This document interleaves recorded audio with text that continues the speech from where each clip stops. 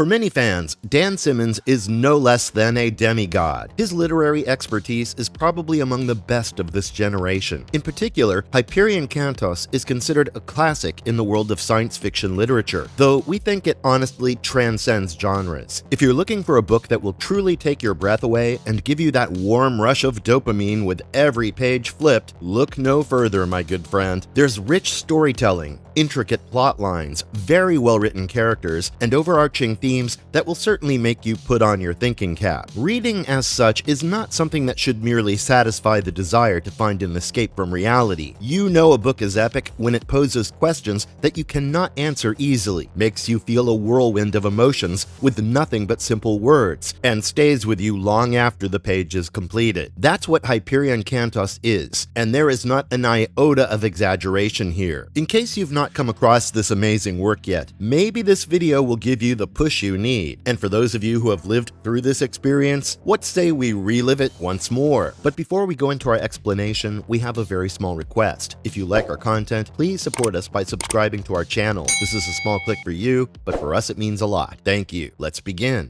What is Hyperion Cantos? We will be exploring this 4-book series in some detail before we move on to the Shrike. Well, because we don't just want new readers to take our word for it when we say this is a mind-bending read. A lot of critics have said that the book is styled according to Chaucer's The Canterbury Tales, where one narrative is enfolded within another, and ultimately the synergy leads to the literary application of a number of different genres in a single piece of work. We would probably need to make a separate video to discuss all the themes explored in the series, because basically anything you can come out with off the top of your head will be included here. There's an in-depth exploration of physics and engineering, as well as theology and philosophy. Hopefully after this synopsis is done, you'll be scrambling to get a copy right away. Hyperion, the first book of the series, opens with a prologue. Hegemony CEO Mina Gladstone asks the Council to return to the planet Hyperion, as he is to be a member of the Shrike pilgrimage. The time tombs on the said planet seem to be opening, and an ouster fleet with unknown intentions is approaching. In addition to this, one of the pilgrims is possibly an agent of the ousters, so the council is to meet up with the other pilgrims pronto. The consul used to be the planetary governor of Hyperion, but nothing of great significance happened during his time. The Shrike is mentioned here as a creature that defies all physical laws and communicates only through death. Soon, the consul meets up with the other pilgrims: Father Leonard Hoyt, Colonel Fedman Cassad, Sol Weintraub, Martin Silenus, Braun Lamia, and Het Mestine. The group starts talking about numerous things, including the reason for the appearance of the ousters. It's revealed that no one who had made the pilgrimage before had returned from the journey. It's then suggested that each pilgrim should tell their story, since they were chosen for the pilgrimage despite not being a member of the Shrike cult. Apparently, each pilgrim holds a piece of the puzzle, and only if their stories are revealed will there be some clarity on why they were chosen. Father Hoyt begins, and his story is titled The Man Who Cried God. He talks about Paul Dur, his mentor, who was posted to Hyperion, and Hoyt accompanied as a spy of the church. Dur intended to travel to the continent of Aquila and study the Bakura tribe, which was considered to be a legend. Apparently, they are the survivors of a crashed seed ship from many centuries ago and practice inbreeding. Dur manages to reach the tribe, but they kill his guide and spare him since he was wearing a cross. The Bakura tribe talks about death and true death, but does not explain the difference between these concepts. They also do very little work except to go down to a nearby cliff for worship, but Dur is not allowed to accompany them. So he later goes to find out what they worship when they're away and discovers a labyrinth that looks like a gigantic church. Later, the Bakura see him bathe and realize that he is not of the cruciform and initially try to kill him, but later decide to convert him. They send him to a cave inside the labyrinth where the Shrike appears and examines Dur, but leaves without inflicting any harm. A cross from the wall is taken, fashioned into a necklace, and given to Dur, who later finds out that the cruciform has grown into his body and cannot be removed. He also discovers that the Bakura members are all sexless. When they die, they are resurrected, but with imperfections, and this process continues as they become progressively worse copies of what they used to be. free. Eventually, they end up sexless. Dur becomes apprehensive of experiencing the same fate, so he tries to remove the cruciform and ultimately ends up crucifying himself to a Tesla tree native to Hyperion. Hoyt then explains that he traveled to find where Dur was and discovered the Bakura tribe as well. They had found Dur's charred remains and believed he died a true death. Later, though, the village was destroyed and the tribe was finally wiped out. The consul realizes that Hoyt is not being completely truthful and is in pain, so after a lot of persuasion, he reveals what really happened. Due to the presence of the cruciform, Dur did not actually die, but was resurrected over and over as a charred corpse until Hoyt took out the cruciform, finally granting him death. Hoyt ensures that the Bakura tribe is killed for good and their village destroyed, but in the process, he gets infected. He has his own cruciform as well as Dur's in his body. Once this tale ends, the group lands on Hyperion and witnesses people trying to evacuate the planet. They learn that the people are worried about the Shrike's appearance and are thus trying to leave. Theo Lane, an old friend of the consul, asks him not to undertake the pilgrimage, but he refuses to listen. Fedman Kassad begins his story next, talking about his trainee days at Force. In a simulation of the Battle of Agincourt, he is almost killed, but saved at the last minute by a mysterious woman, with whom he shares an intimate moment. He falls asleep soon and discovers she is nowhere to be seen when he wakes up. Later, he tries to locate her, but can only find her in simulated battles, not elsewhere. He becomes a well-decorated and respected officer, and the woman visits him in his dream, but he wakes up before she can deliver any message. Kassad then goes to Brescia to quell an ouster attack and earns the nickname Butcher of Brescia for his actions in the Bloody War. After being injured, he was transferred to Hyperion, but the ship came under attack and crash-landed. He awakens to find the mysterious woman once again and learns her name is Moneta. She leads him to the time tombs and explains how they move backward through time, the same way she herself does. Kassad sees the Shrike's Tree of Thorns with numerous ousters and humans impaled on its metallic branches. Moneta applies a silvery metallic skin suit to Kassad's body, which grants them superhuman speed and strength. The Shrike appears and leads them to the ousters, stopping time. Then, when time starts flowing again, all of them attack the ousters, who finally retreat back into space. Kassad and Moneta get intimate, but he notices how her appearance starts to change. Thorns of steel emerge from her body, and her teeth become steel blades, while Kassad experiences visions of a massive interstellar war. He moves away from her, expecting her to attack him, but she just returns to being normal and then passes out. Later, he is discovered and treated for his injuries, and finally resigns from his commission. After listening to his story, the pilgrims discuss how time could flow backward in the tombs, and wonder if Moneta herself was the Shrike. However, Kassad says that he did see pilgrims impaled in the Tree of Thorns, and he believes he's supposed to start the interstellar war. When asked what he will do if he comes across the Shrike and Moneta again, he simply replies that he will kill them both. Martin Silenus volunteers to share his story next, which describes the history of Hyperion. Sad King Billy sent 5 seed ships to the planet, and the City of Poets was created by android labor. While he fondly remembers the city, he also says no one was there to protect the citizens from the Shrike. Silenus was born on Old Earth in a rich family and talks about the creation of the World Web and Farcaster technology. When he was young, he received a classical education not supported by technology, which gave him an intellectual edge. When his family faced financial hardship, they placed him in a cryogenic stasis in a slower-than-light ship. However, he had to do slave labor on the planet of Heaven's Gate and was mentally handicapped for a long time due to being in the stasis. His intellectual abilities return after a while, and he writes The Dying Earth, which becomes very popular and earns him wealth. He eventually moves to Hyperion for inspiration for his book and befriends Sad King Billy. Most of the early settlers of the planet suddenly begin to disappear or end up murdered, so naturally people start worrying about a serial killer on the loose. However, this ends up being the handiwork of the Shrike. The people are terrified, but Silenus considers this useful for his book. But Billy tells him how he cannot write unless the Shrike causes bloodshed. They confront each other, and Billy later realizes that the manuscripts of Silenus need to be destroyed since they are possibly causing the Shrike to attack. While he burns everything, the Shrike appears and teleports away with Billy in his grasp. Silenus burns the rest of the papers, but still regrets not finishing his book and wishes to return to the Shrike so he can complete his work. After Silenus finishes, finishes, the group contemplates what awaits them once they reach the time tunes. Hetmastine says that maybe salvation will be offered to them, but the rest are not so optimistic. Sol Weintraub starts his story next, where he's a professor of history in Bernard's world. He has a wife named Sarai and a daughter Rachel, who studies alien and pre-Hegira artifacts, which lead her to Hyperion and the Time Tombs. Sol has had some success researching and writing books that discuss the nature of morality and God. One night, he vividly dreams of a voice asking him to take only Rachel to Hyperion and present her as a burned offering, but he ignores this. He then hears the voice tell him he had his chance, and if he wished, he would know where to find the person the voice belonged to. Around that time, an accident happens in Hyperion with the Time Tombs that causes Rachel to be infected with a condition that leads her aging backward, called Merlin's sickness.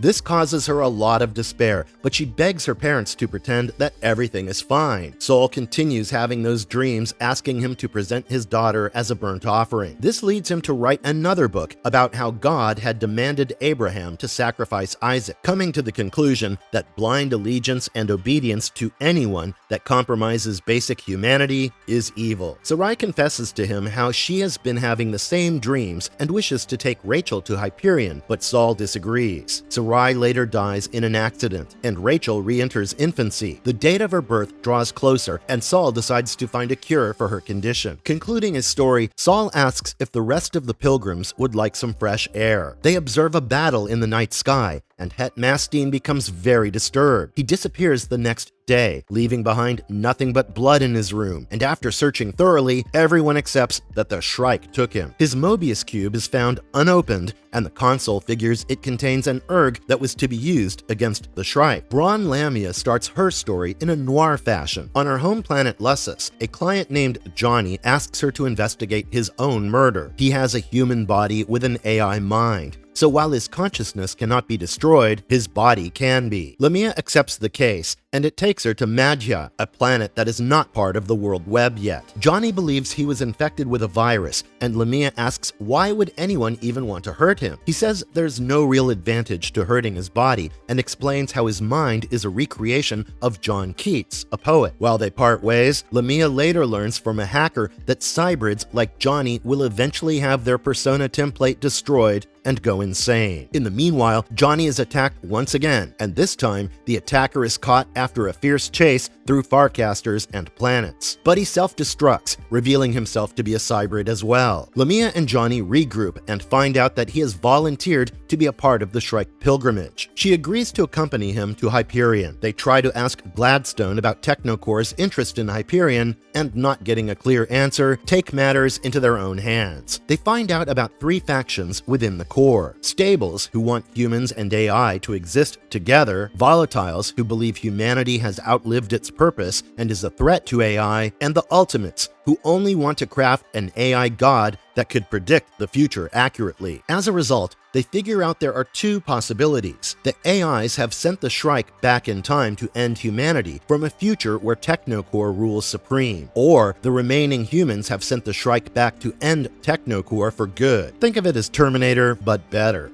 Either way, there's bound to be a future war between humanity and artificial intelligence. The pair decides to travel to Hyperion, but Johnny is killed and he transfers his memories to a Shron loop implanted in Lamia before dying. She finds out that she's pregnant with his child and continues his mission, finally meeting with the other pilgrims. After she finishes, Cassad asks if Johnny has met with Hetmastine before, and she says it's a possibility, but she can't be sure. The group finally arrives close to the Time Tombs, and the consul's story is left. However, he says there is no point to the whole exercise anymore, considering Hetmastine is not with them. While they think about whether they should even continue with the pilgrimage, they notice more battles in the sky, meaning that war between the Ousters and Force has started for real. Hoyt notices Hetmastine going toward the tombs, so the pilgrims decide to meet with him the next day while the consul starts his story. The consul talks about his grandparents and says due to the time debt of his grandfather, the relationship between the couple was only 5 years for him, but spanned across decades for the grandmother. Marin Aspie, the grandfather, was working on a spin ship for a Farcaster operation, and he met Siri at a festival. It was almost love at first sight, and Siri taught him him the value of life and the ecosystem. The population of Maui Covenant was trying to resist becoming part of the hegemony, fearing the loss of their culture and environment. Since he was working for the hegemony, Marin was admonished by Ciri's cousin Bertol. A confrontation happened, and Marin's friend Mike died, which caused Marin to kill Bertol. However, he ran away with Ciri. Later, he visits her tomb,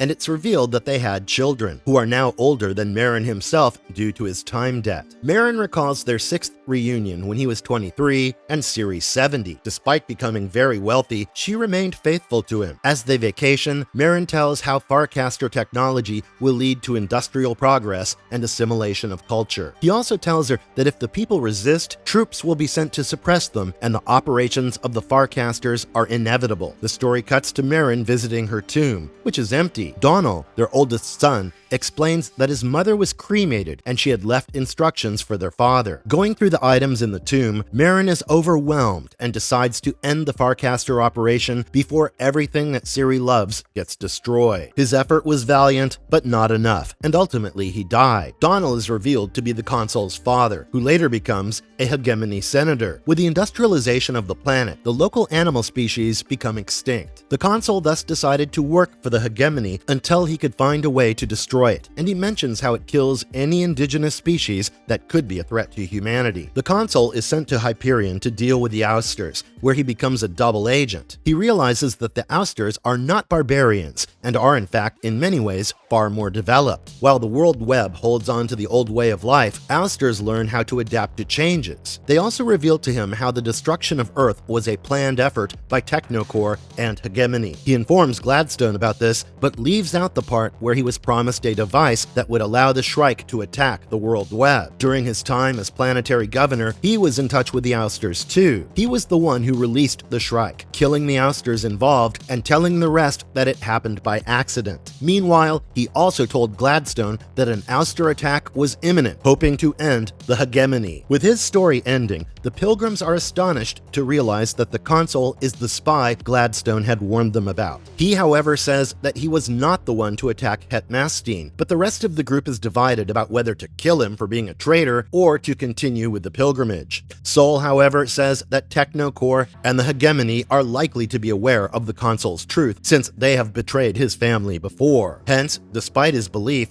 the consul is not really in charge of his own destiny. As such, they agree to continue the journey as it's the best chance of survival for all of them. When they journey to the tombs the next day, Sol starts singing, "We're off to see the wizard," possibly referring to the Shrike. Even though the others don't fully understand the song, they join in as they head towards the tombs to uncover what's next for them. Well, now you know a fair bit about the first book, and you've probably guessed that the Shrike is an overarching threat in the whole series. Its exact nature remains a mystery until the end, of course, and for now, it seems like it can either be a pawn at the hands of those in power, or it could very well be a conscious entity that dances to its own tune. While you have to read the remaining books to find out what happens to the pilgrimage, we will explore the Shrike in detail now. What is the Shrike? A humanoid entity 3 meters tall, the Shrike has a carapace made of a metal that looks like chrome steel. It has 4 arms, and the lower pair is somewhat shorter than the other. On a scarier note, all 4 hands feature scalpel-like finger blades. The Shrike's body is covered with blades and thorns, with a large curved thorn on the chest, blades on the forehead and head, and thorns around limb joints. It has multifaceted red eyes with sharp metal teeth in its mouth. No wonder it was the terror of the citizens of Hyperion where it lived. Where did the Shrike come from? What is the Tree of Pain? The origin of the Shrike cannot be pinpointed due to the indefinite nature of time itself. Amon believed that the future was fluid and was always changing based on current events. Therefore, it cannot be determined exactly who created the Shrike in the future. It was once believed that Technocore's ultimate intelligence, or UI, was behind the creation of this entity, and Amon backed it up. However, Ania said that around 12,000 years after Kassad fought the Shrike in the future, the Reapers of Technocore used the violent aspects of his personality and DNA to mutate and create the Shrike. It didn't have any sentience of its own, and was mostly a pawn designed to be used by different organizations at different times. The Shrike derived its name from the family of the old Earth birds who had the same name. They were known for impaling their prey on the thorns and branches of trees. Similarly, the Shrike also had a tree tree for its victims made of what was probably chrome steel, with 3-meter-long thorns called the Tree of Pain. Interestingly, when the Shrike chose to impale victims into this tree, they would not actually die. However, they would continue living while experiencing the pain of physical impalement for the rest of eternity. The number of victims impaled in this tree could have been in the millions. What are the Shrike's powers and abilities? This entity used the void which binds to travel and perform true farcasting through space and time. This was done by merging with the void, similar to how Aeneas would freecast, instead of tearing it, which was used by farcasters. This allowed it to vanish and reappear instantly anywhere and at any point in time. Despite this, the Shrike did not actually do this outside of Hyperion for most of its recorded existence. It could also move in fast time, allowing it to capture and slaughter victims before they could even begin to resist. In fact, it would attack so quickly and swiftly that it was seen in multiple places at the same time. The Shrike was a very powerful combatant as well. Partly this was because of the innumerable thorns and blades on its body that allowed it to pretty much eviscerate anyone in its path. The Shrike used this ability to inflict gruesome deaths on its opponents. It was also pretty much invulnerable to damage, since conventional weapons had no effect on it, and it could easily withstand being buried in molten rock. The Shrike only took damage from the attack of Fedman Cassad when he attacked it, and when Rhadamanthus Nemes damaged its carapace. It was also later apparently destroyed by Bran Lamia. According to the Catholic Church during the Pax era, the most terrifying ability of the Shrike was its ability to remove a cruciform from the body of a host, which could prevent the host from being resurrected. Initially, this was believed to be impossible, since the cruciforms would extend tendrils all over the host's body, and even if they were removed, just a tiny part of the tendrils remaining in the body of the host could sprout the cruciform again. However, when the Shrike removed the cruciform, the tendrils would wither and disappear without any trace in the host's body. How did the Shrike influence humanity during the hegemony? The Shrike's presence on Hyperion led to the beginning of some religious changes in the hegemony. The Church of the Final Atonement revered this entity, calling it the Avatar or the Lord of Pain. It came to be known as the Shrike Church and gained immense followers. However, by the time the Hyperion system was attacked by Technocore, who were disguised as ousters, riots began within the church. The temples on Hyperion were destroyed, and all priests were ruthlessly persecuted. After the World Web was attacked, the church became popular again, and people believed the war to be a punishment for humanity. As mentioned earlier, Father Dur of the Catholic Church encountered the Shrike in the labyrinths of Hyperion when he went there to study and understand the Bakura tribe. Colonel Fedman Cassad encountered the Shrike while fighting with ousters on Hyperion. He also encountered Minetta, whom he had only seen during battle simulations, and while they were making love on the battlefield, she almost transformed into the Shrike. Remember how we said she started to grow steel-like thorns and blades from her body? Well, now that you know the Shrike actually looks that way, Cassad was not really wrong in saying that he didn't know if Minetta and the Shrike were the same person or entity. Silenus also brought about the wrath of the Shrike on the people of the City of Poets while working on his book Hyperion Cantos. The creature killed so many people in horrendous ways that the city had to be evacuated. When Sad King Billy tried to burn Silenus's work to stop the Shrike, he was carried away to the Tree of Pain. Rachel Weintraub encountered the Shrike when a temporal anomaly happened inside the Sphinx, and after being rescued, she was afflicted with Merlin's sickness. This caused her father to join the pilgrimage to find a cure for her. The Church of Final Atonement, as well as the Templar Brotherhood, viewed the Shrike's arrival as retribution against humanity. As a result, Hetmastine was sent to the last pilgrimage on Hyperion with an urn. How did the Shrike affect the fall of the hegemony? Bran Lamia entered the Shrike Palace during the fall of the hegemony and was transported to the same time, as well as all of the victims of the creature stored within the palace. When she tried to rescue Martin Silenus, the Shrike appeared and confronted her. Oddly enough, she was able to destroy the Shrike by turning it into a crystalline form and then shattering it completely. However, there was a catch. While it was destroyed, its ability to travel through time meant that this death would not stop it from appearing in the future at some point in time.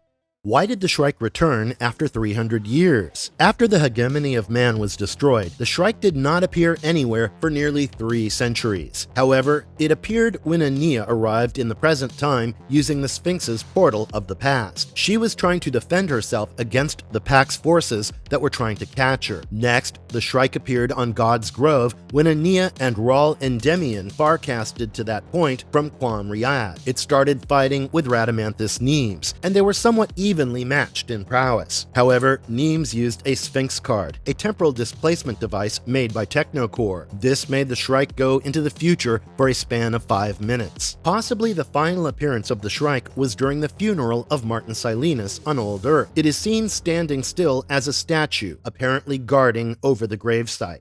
Marvelous verdict. It's hauntingly evident that the Shrike is a central figure in Hyperion Cantos. It's portrayed as a cosmic entity, an enigma that appears to act on behalf of others as well as on its own. There are numerous layers of mystique and peril surrounding this character, and its actual purpose is not revealed until much later in the series. The Shrike looms like an ominous shadow over the future of humanity. Portrayed as both a guardian as well as an executioner, the true allegiance of this creature is something readers ponder about. As such, fans have interpreted its presence in different ways. Some believe it's a representation of mortality, or a fear of the unknown, or even a reflection of the blurred line between technical progress and sheer divinity. Some believe that it encapsulates all three and serves a much higher role. Indeed, the Shrike is largely considered to be the most terrifying creature in all of science fiction. Remember how we said this series explores pretty much any theme you can think of? We've just explored only one book of the Hyperion Cantos series in this video, and you can see why that statement was not an exaggeration. That is where it all begins. And sure, it leaves the readers hungry for more because the story can progress in a dozen different directions from where Hyperion ends. What happens to the pilgrimage? After they reach the tombs, do they manage to rendezvous with Hetmastine? Ultimately, do they end up impaled in the Shrike's tree for all time, alive but constantly writhing in unimaginable pain? Books 2 through 4 will give you all the answers you need. In fact, they will probably raise your standards for a book to such a level that you will certainly have some trouble picking out your next read. Hyperion Cantos is a brilliant odyssey through the cosmos that breaks out of the boundaries of what is considered to be science fiction. We'll let you be the judge once you finish the series. Let us know in the comments how you interpret the Shrike and what you thought about the ending of the books.